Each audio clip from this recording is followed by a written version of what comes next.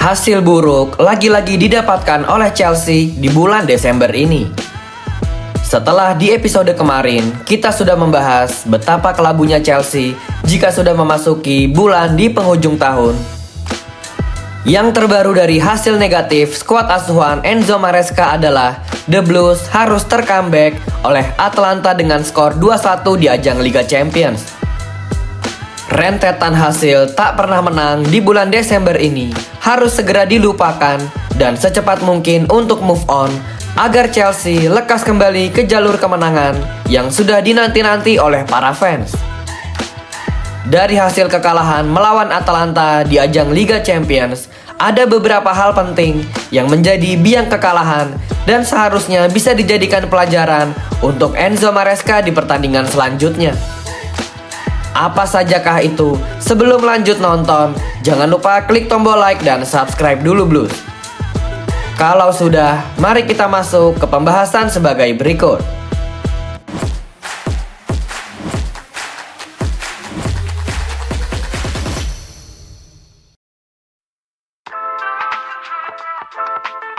Di laga melawan Atalanta, ada beberapa pemain Chelsea yang menunjukkan level permainan yang tidak biasa dan bahkan bisa dibilang menurun.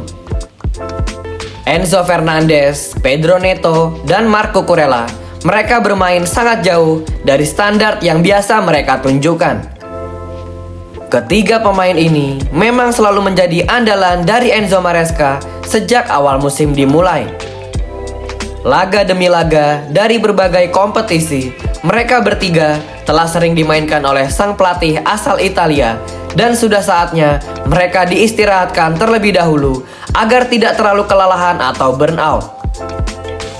Jika teman-teman menonton di pertandingan ketika menghadapi Atalanta, banyak sekali momen-momen yang membuat Chelsea mengalami kemerosotan. Mulai dari Pedro Neto yang akhir-akhir ini sering melakukan gestur tangan ke atas seolah tidak puas atas pekerjaan dari rekan satu timnya. Lalu Enzo Fernandez yang bermain sangat buruk baik itu ketika menyerang maupun ketika membantu pertahanan. Dan Marco Kurela beberapa kali mudah ditembus oleh lini serang dari Atalanta dan bisa dibilang dua gol yang mereka dapatkan bisa hadir melalui posisi sebelah kiri Chelsea di mana Marco Kurela bertanggung jawab besar untuk posisi tersebut. Gol pertama dari Gianluca Scamacca berhasil dicetak karena umpan crossing Charles De Ketelaere tidak berhasil dibendung oleh Marco Kurela.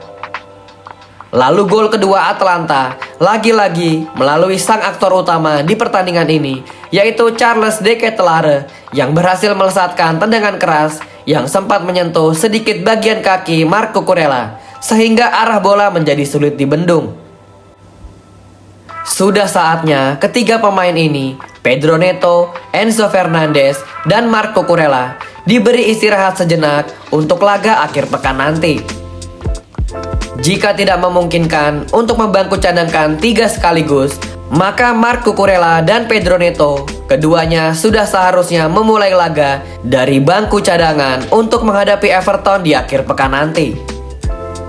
Kita lanjut ke pembahasan kedua, yaitu pergantian pemain dari Enzo Maresca harus di-upgrade. Tidak dapat dipungkiri, beberapa pergantian pemain yang dilakukan oleh Enzo Maresca di laga melawan Atalanta menjadi sebab musabab dari kekalahan Chelsea. Mengganti Trevoh Chalobah dengan Wesley Fofana di babak kedua, bisa dibilang hanya pergantian ini yang masuk akal karena Trevoh Chalobah telah mendapatkan kartu kuning di babak pertama.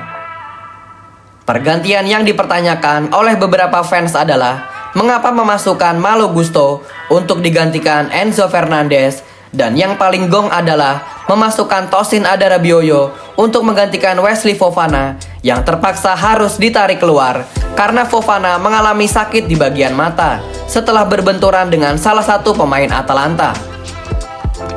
Dengan masuknya Tosin Adarabioyo, pemain berusia 28 tahun itu, ia justru berperan untuk memberikan gol kedua Atalanta karena Tosin melakukan pelanggaran yang tidak perlu di daerah berbahaya. Tosin Adarabioyo lagi-lagi menjadi sorotan karena kesalahan minornya, namun sosok yang paling tepat untuk disalahkan kali ini adalah sang pelatih Enzo Maresca. Enzo Maresca harus segera mempelajari kesalahan-kesalahan yang ia perbuat demi memperbaiki skuad Chelsea dan karirnya yang akan kembali masuk ke dalam mode bahaya untuk dipecat. Apakah Enzo Maresca hanya sekedar overthinking sehingga melakukan pergantian-pergantian pemain yang keliru? Atau opsi kedua, opsi yang paling berbahaya, yaitu Enzo Maresca tidak mempercayai pemain-pemain yang duduk di bangku cadangan? Kita akan bahas di segmen ketiga nanti. Enzo Maresca telah melakukan kekeliruan dalam melakukan taktik dan pergantian pemain ketika menghadapi Atalanta. Sebagai disclaimer, bukan berarti kami merasa lebih pintar dari Enzo Maresca, namun Zona Chelsea Indonesia hanya sekedar membagikan pendapat kepada teman-teman yang sedang menyaksikan. Mengapa kami bisa menyebut Enzo Maresca mengalami overthinking atau memperumit pikiran sehingga justru hasil pemikirannya berbalik menyerang dirinya? Yang pertama adalah mengapa Enzo Maresca lebih memilih untuk mengganti Enzo Fernandez dengan Malo Gusto, padahal Facundo Buonanotte tersedia di bench untuk dimainkan. Ketika skor sedang imbang 1-1, opsi terbaik adalah mengganti seorang kreator dengan kreator lain untuk bisa mencetak gol. Lalu yang kedua, saat Fofana ditarik keluar, opsi terbaiknya adalah menggeser Reece James ke posisi bek kanan. Lalu Josh Achampong yang tadinya bermain di posisi bek kanan tarik mundur untuk menjadi bek tengah, dan Fofana seharusnya digantikan oleh Andre Santos untuk mengisi posisi gelandang tengah yang memang ia sudah berpengalaman sejak kecil untuk bermain di posisi tersebut. Lalu overthinking yang ketiga adalah memainkan dua winger, yaitu Alejandro Garnacho dan Jamie Gittens yang berposisi natural sebagai winger kiri secara bersamaan. Padahal Enzo Maresca masih memiliki Estevao Willian yang siap diturunkan. Menjadi pertanyaan besar, mengapa Enzo Maresca bisa melakukan tidak hanya satu, melainkan 3 kesalahan yang sangat merugikan untuk Chelsea pada laga kali ini. Semoga ini terjadi memang benar karena Enzo Maresca hanya sekedar overthinking, bukan tidak percaya kepada para pemain-pemainnya.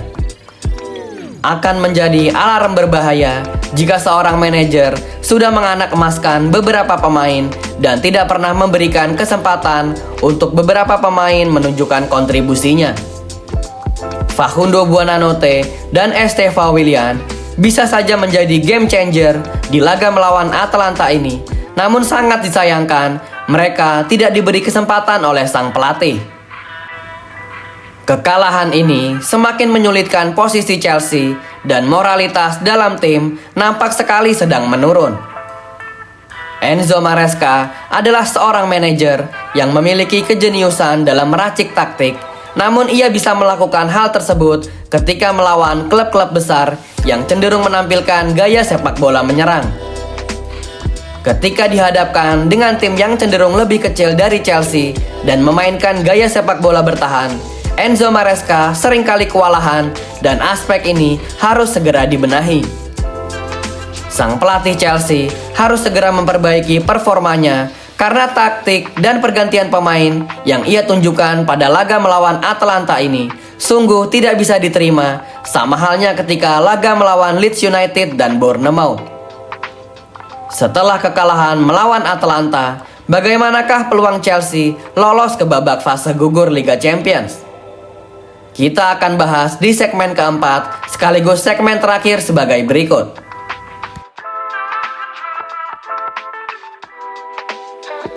Keinginan sebuah tim dalam kompetisi UCL format baru ini adalah lolos otomatis ke babak fase gugur dengan menduduki peringkat 1 sampai 8 klasmen. 8 peringkat teratas akan lolos otomatis ke babak fase gugur.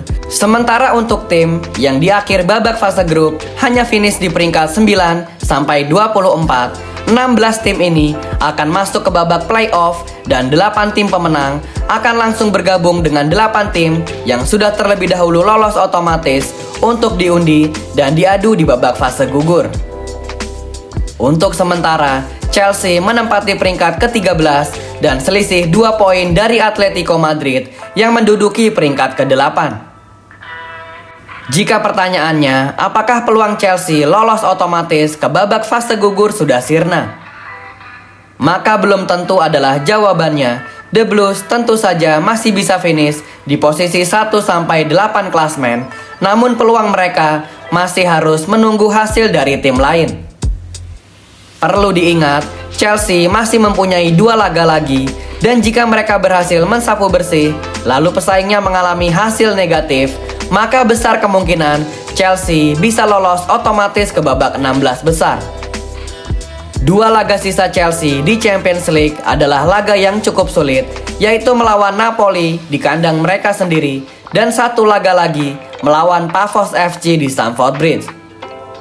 Peluang sekecil apapun harus tetap dinanti dengan penuh harap, dan jika seandainya The Blues hanya mampu lolos ke babak fase gugur melalui jalur playoff, maka Chelsea tak perlu berkecil hati, karena sang jawara bertahan di musim lalu, yaitu Paris Saint-Germain, mereka hanya finish di peringkat ke-15 dan harus melalui jalur playoff terlebih dahulu untuk lolos ke babak fase gugur. Namun faktanya, PSG berhasil keluar sebagai juara di kompetisi ini. Terlalu berlebihan memang jika membandingkan Chelsea dengan skuad PSG, namun maksud kami adalah kita sebagai fans harus memiliki rasa optimis sekecil apapun peluang itu. Zona Chelsea Indonesia juga mengharapkan bahwa kekalahan melawan Atalanta ini akan menjadi blessing in disguise, seperti halnya ketika Chelsea dikalahkan oleh Flamengo di FIFA Club World Cup beberapa bulan lalu. Ramai-ramai fans Chelsea merasa kekalahan melawan Flamengo adalah suatu kebodohan karena finish di posisi runner-up grup D. Namun faktanya, ketika sudah memasuki babak fase gugur, Chelsea yang finish di posisi kedua justru mendapatkan bagan sebelah kiri yang dipertemukan dengan tim yang tidak seberat Flamengo di bagan satunya lagi. Mari berdoa yang terbaik untuk Chelsea dengan kekalahan melawan Atalanta justru bisa membuat Chelsea mendapatkan keberuntungan lagi seperti di kompetisi FIFA Club World Cup. Satu-satunya hasil positif dari laga melawan Atalanta adalah Josh Achampong yang semakin layak untuk membuktikan diri bahwa ia bisa diperhitungkan untuk menjadi pemain inti Chelsea. Bagaimana menurut kalian Blues? Dengan hasil kekalahan melawan Atalanta, masih optimiskah kalian Chelsea lolos ke babak fase gugur? Tulis jawaban dan analisa kalian di kolom komentar Blues. Thank you yang udah nonton episode ini. Jangan lupa like, comment, share, dan subscribe sebagai support channel Zona Chelsea Indonesia. Sampai jumpa lagi di episode-episode selanjutnya. Dan jangan lupakan untuk nyalakan lonceng notifikasi karena kami akan mengupdate seputar kabar Chelsea sesering mungkin. Thank you for watching and keep the blue flag flying high.